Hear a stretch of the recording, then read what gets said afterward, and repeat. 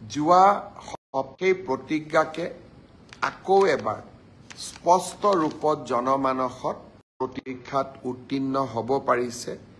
সেই বিষয়ে ইতিমধ্যে তেওঁলোকে সংবাদ মাধ্যম সামাজিক মাধ্যমত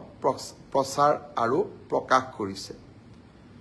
তৃতীয় শ্ৰেণী চতুৰ্থ শ্ৰেণী ৰাজপত্ৰিত বিষয়া লোকসেৱা আয়োগৰ পৰীক্ষা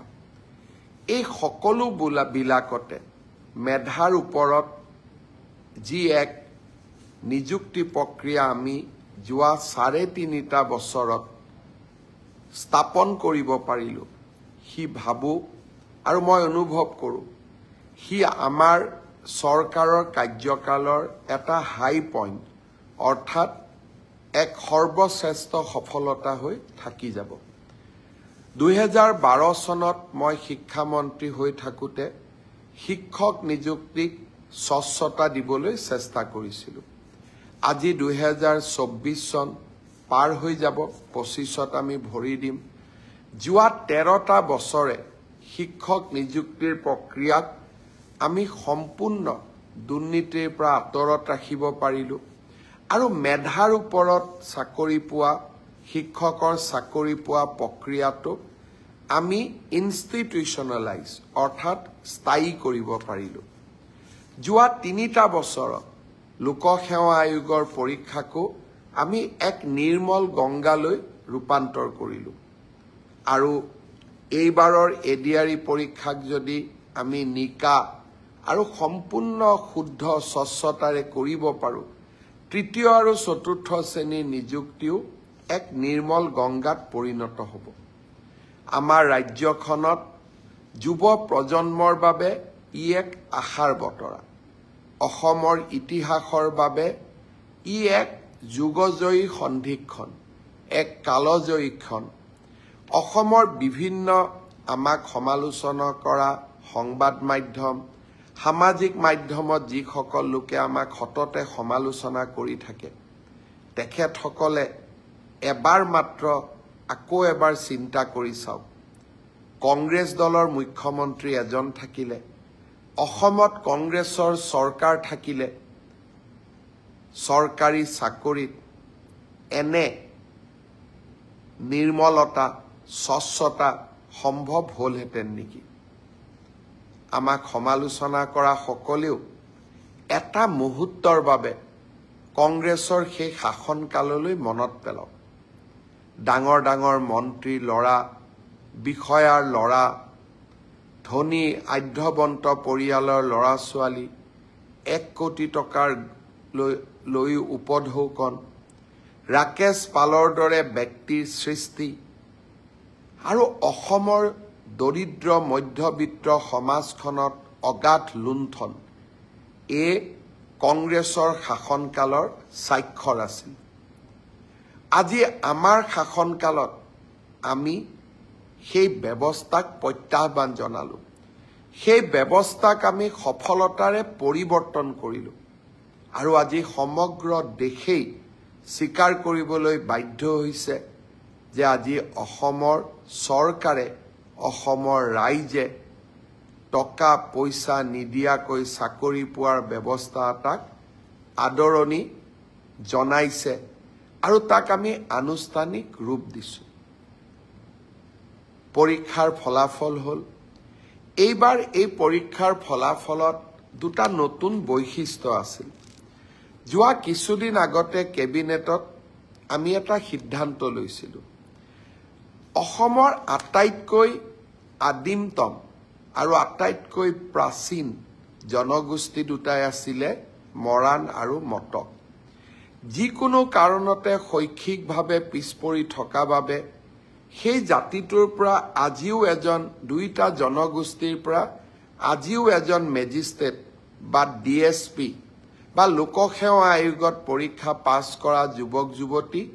আমি ভবা ধৰণে নিৰ্মাণ কৰিব পৰা নাছিলো মই এবাৰ প্ৰতিশ্ৰুতি দিছিলো যে মৰাণ জনগোষ্ঠীৰ বাবে এটা মেজিষ্ট্ৰেটৰ পোষ্ট আৰু তেওঁলোকৰ বাবে এটা ডিএছপিৰ পোষ্ট আমি সংৰক্ষণ কৰিম আৰু তেনে ধৰণে মটক জনগোষ্ঠীৰ বাবেও এটা ডিএছপি পোষ্ট আৰু আমি এটা মেজিষ্ট্ৰেটৰ পোষ্ট আমি সংৰক্ষণ কৰিম। এইবাৰ মৰাণ মটক জনগোষ্ঠীৰ স্বাগতা বৰুৱা আৰু মৰাণ জনগোষ্ঠীৰ সেউজ দহোটীয়াই এই সংৰক্ষিত আসনত ACSত উত্তীৰ্ণ হ'বলৈ সক্ষম হ'ল। ঠিক তেনেধৰণে মটক জনগোষ্ঠীৰ ত্ৰিনয়ন দত্ত আৰু প্ৰাচিত মৰাণ জনগোষ্ঠীৰ পৰা DSP পোষ্টত সংৰক্ষিত আসনত নিযুক্তি পাবলৈ সক্ষম হ'ল। ইয়াৰ উপৰিও মটক জনগোষ্ঠীৰ 3 গৰাকী যুৱক যুৱতীয়ে সুস্মিতা বৰুৱা, দিবাকৰ গোহাঁই আৰু ইন্দ্ৰাণী সেনাপতিয়ে মেধাৰ ভিত্তিত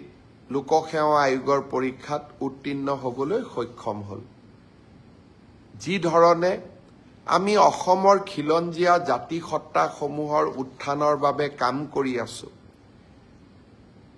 এই অসম লোকসেৱা আয়োগৰ পৰীক্ষাত মৰাণ আৰু মটক জনগোষ্ঠীয়ে পোৱা ন্যায়ে আমাৰ চৰকাৰৰ অসমৰ খিলঞ্জীয়া জাতি সত্তাৰ প্ৰতি থকা একান্ত শ্ৰদ্ধা আৰু ভক্তিক আকৌ এবাৰ সন্মুখলৈ লৈ আহিলে। এই কামবোৰ আগৰ চৰকাৰ বিলাকৰ দিনতো হ'ব পাৰিলেহেঁতেন, কিন্তু আজি আমি সেই দায়িত্বসমূহ পালন কৰিছোঁ আৰু সৰু সৰু কাম, যি কামসমূহে অসমীয়া জাতিৰ মাজত সমন্বয়ৰ এটা নতুন সেতু নিৰ্মাণ কৰিব, সেই কামবিলাক এটা এটাকৈ আমি সমাপন কৰিবলৈ আগবঢ়াই নিবলৈ প্ৰচেষ্টা কৰিছোঁ। মন্ত্ৰীসভাৰ সম্প্ৰসাৰণ হ'ল।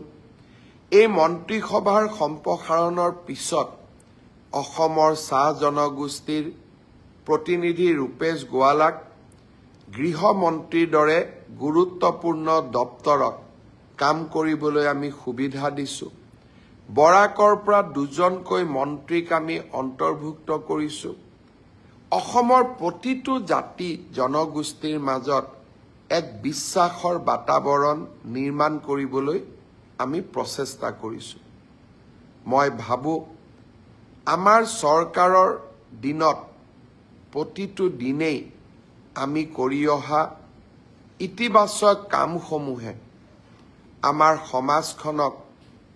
এক নতুন মাত্ৰা দিব। ইতিহাসৰ কালখণ্ডত আমাৰ চৰকাৰৰ এই সময়ছোৱাত কৰি যোৱা ইতিবাচক কাম কাজবোৰক